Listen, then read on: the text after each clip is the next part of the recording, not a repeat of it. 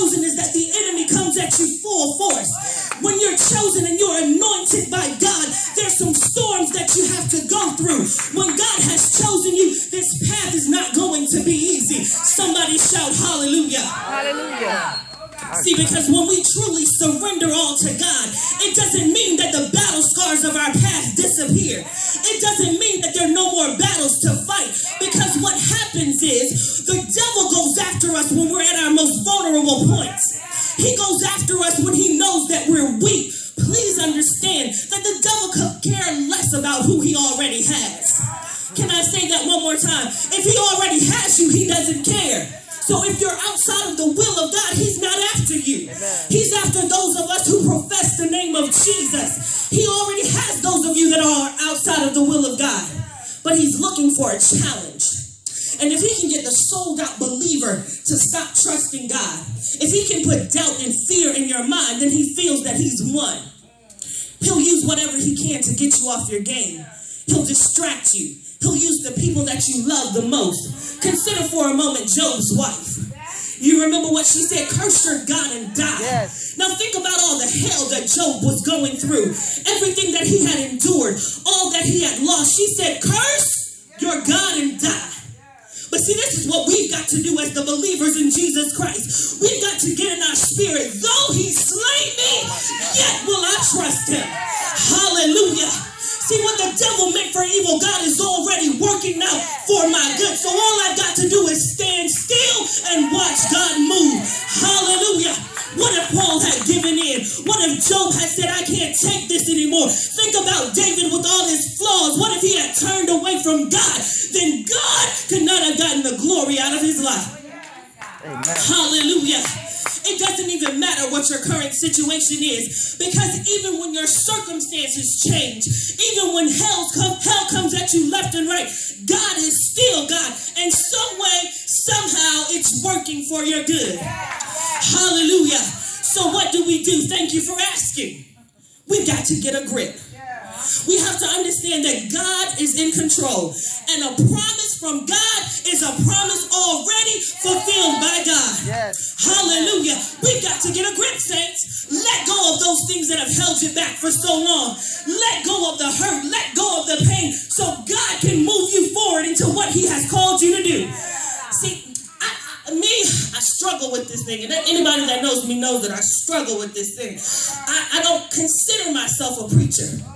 I don't want to preach, but it's not what I want to do. It's what God has called me to do. And because God has called me, I've got to be confident in who God has created me to be. I've got to know what he's called me to do. And you know what? Hallelujah.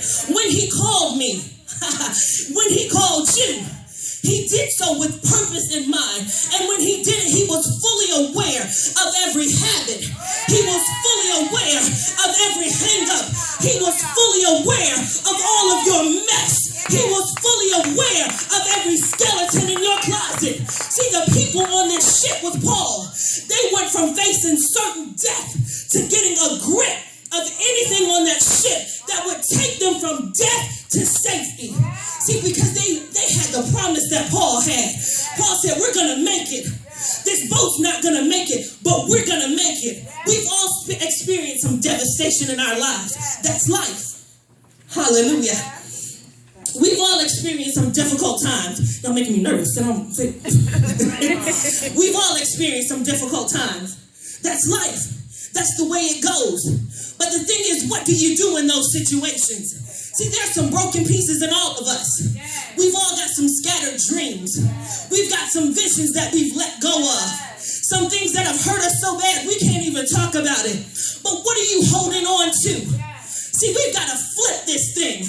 Too many times we hold on to the negative, but we've got to flip this thing. Too many times we do hold on to the hurt. We've got to flip this thing, and we've got to get a grip. And if you just stay with me a few more moments, I'm almost going to my seat. We've got to get a grip. Minister White, what are you getting a grip of? What are you holding on to? I'm holding on to my hope in God. The songwriter says, my hope is built on nothing less than Jesus' blood and righteousness. What are you holding on to? I'm holding on to my faith, knowing that God will forsake me. What are you holding on to? Even with the tears streaming down my face, I'm holding on to my joy because the joy of the Lord is my strength. What are you holding on to? I'm holding on to my peace, the peace of God that passes all understanding. What are you holding on to? I'm holding on to Jesus Christ, my Savior. What are you holding on to? Jesus, my Redeemer. What are you holding on to? Jesus, Jehovah Jireh, the Lord God, my provider. What are you holding on to? My way maker. I've got a grip on him and I'm holding on. What are you holding on to? The solid rock. What are you holding on to? My everything. What are you holding to? My way maker. What are you holding on to? My provider. What are you holding on to? The very lifter of my head. What are you holding on to? The one who is and is to come. What are you holding on to? My Alpha and Omega. What are you holding on to? My strength. What are you holding on to? My anointing. Come what may. What are you holding on to? My yes. What are you holding on to? My yes. Because I believe there's a blessing in my yes. Somebody ought to give God praise.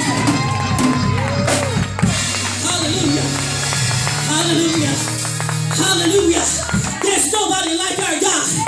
And when we get a grip, we can see some things happening.